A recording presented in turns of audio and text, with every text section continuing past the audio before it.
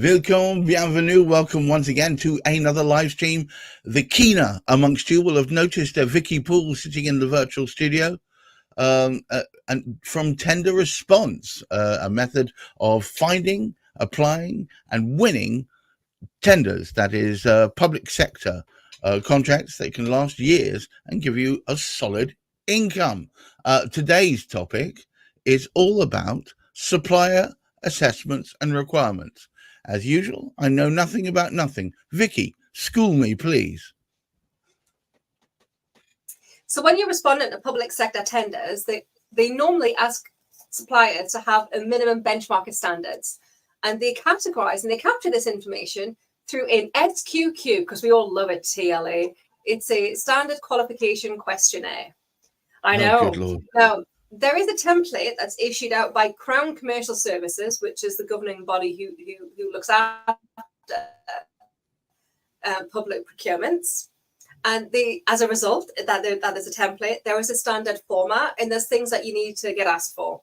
So they ask you for persons of significant control, whether you have a parent company or a parent company, otherwise known, I like to call them a grandparent company.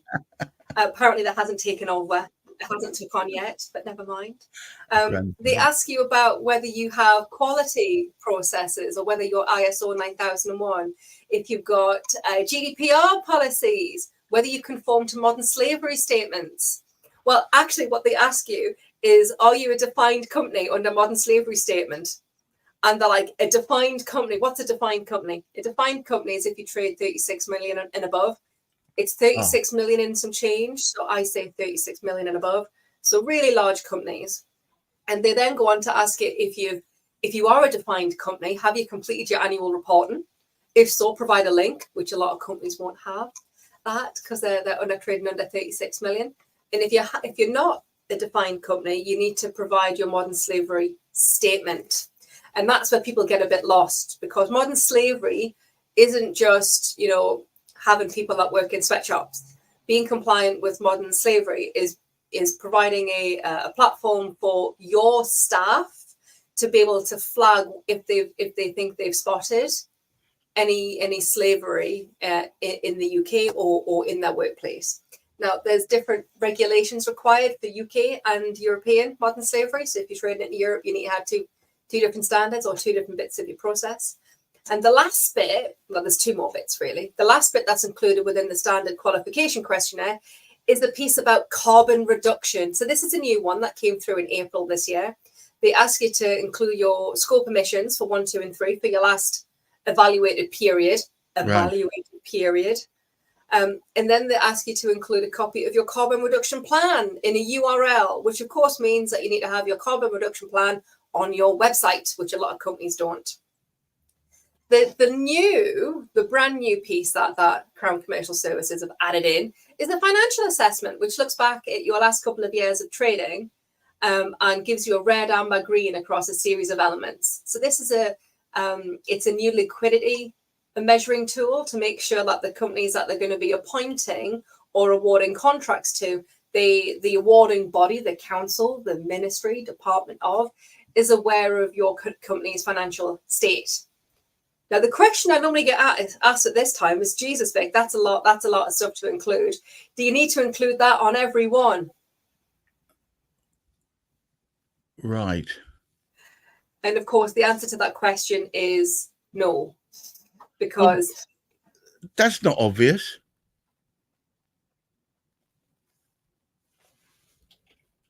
No, it's not. So within your standard qualification question, there are questions that you have to respond to if your contract is worth 5 million and over. There are questions that you need to respond to if your contract is 10 million and over. So you need to always read the category headings at the top. I've had this a lot recently, where people have been completing their qualification documents and stressing about not having the right information when I've pointed them to the section header at the top.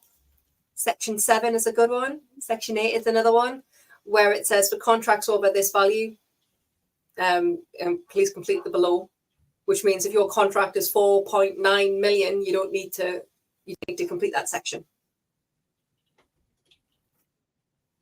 ATFQ.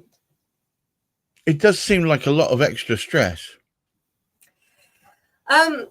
It does a lot. So with the standard qualification document, with the questionnaire being so big, I mean, when you look at it, it can, depending on how it's been formatted, it can be up to 23 pages long. So when you have a document that big that you need to complete, people don't often read the questions and they just go straight to the next space to complete. Yeah. I've been guilty of that myself in the past. Yeah. And of course, when you're looking at the template, there are also questions that you need to respond to that don't have an area that needs to be completed. So a great one here is if you're using subcontractors. So the subcontractors and the quality statement, it's a question. So the box goes across the page, but there's not a response box beneath. So you include the written response in the same box as the question. A lot of people miss that. I was chatting with a client 4 weeks ago, who was rejected from a 2-stage procurement process because they had missed 2 questions on their supplier qualification document. Right. And these are the 2 questions that were missed because they were just running through and looking for the spaces to include information rather than reading the document. You've got it's another version of RTFM, isn't it? It's a hard one. Read the flipping document. Yes.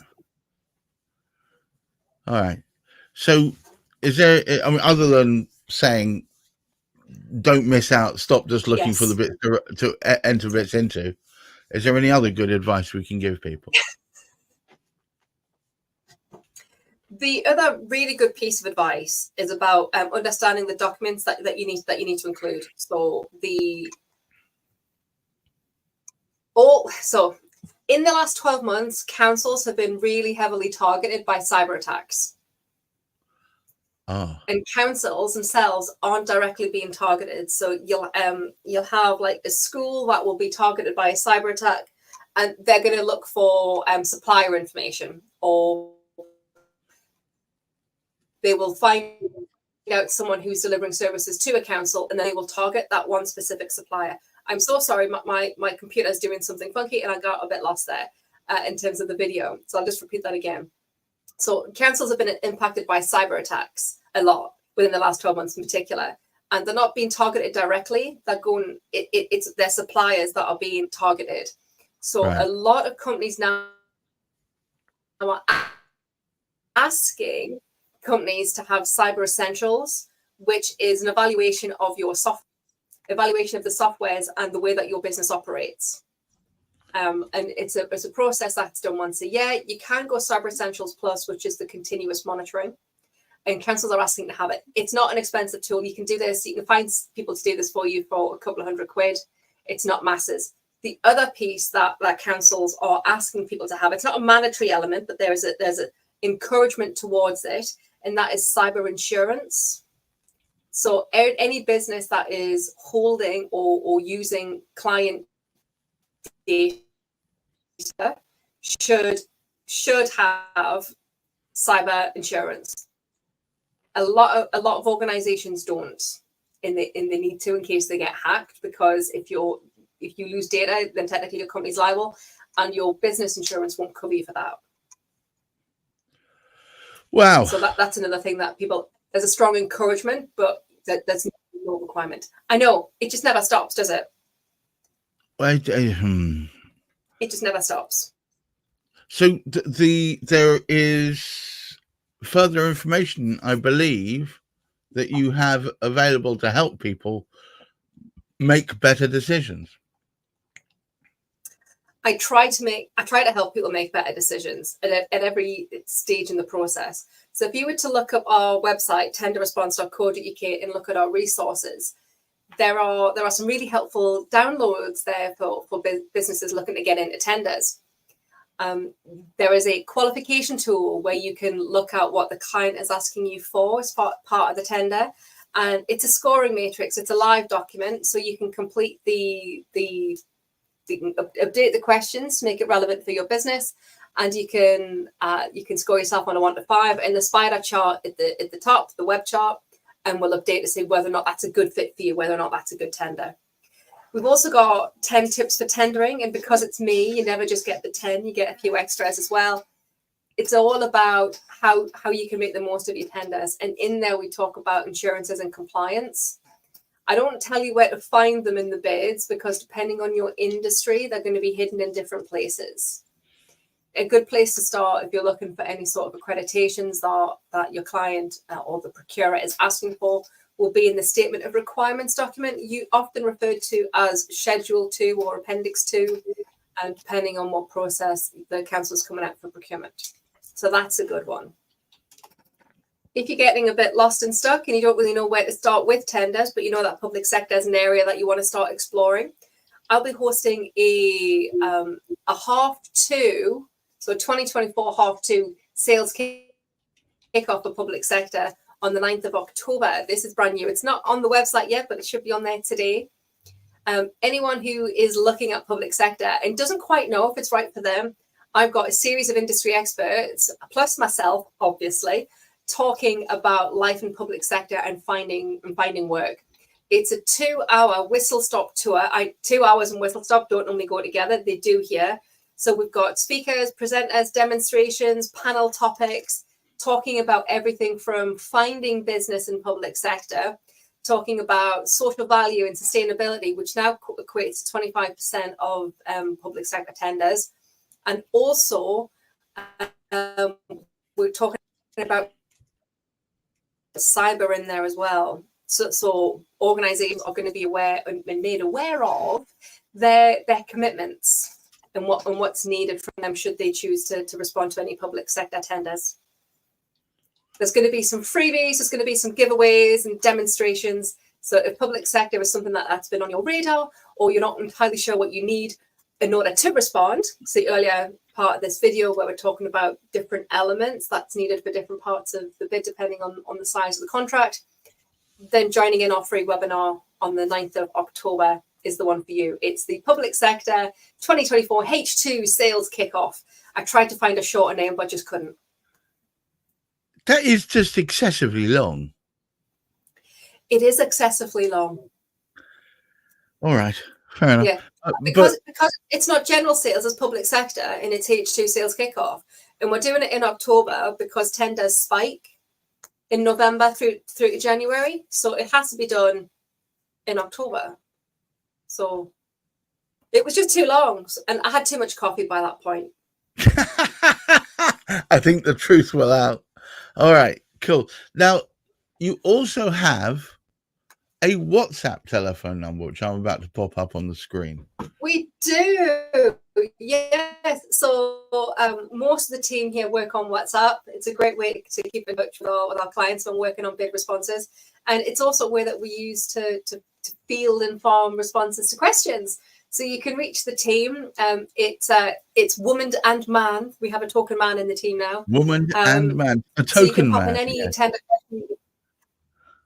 Token man. Yeah. He's got more cats than me, so I don't know whether or not that has any bearing. I know. I'm a crazy cat lady, for those of you who don't know.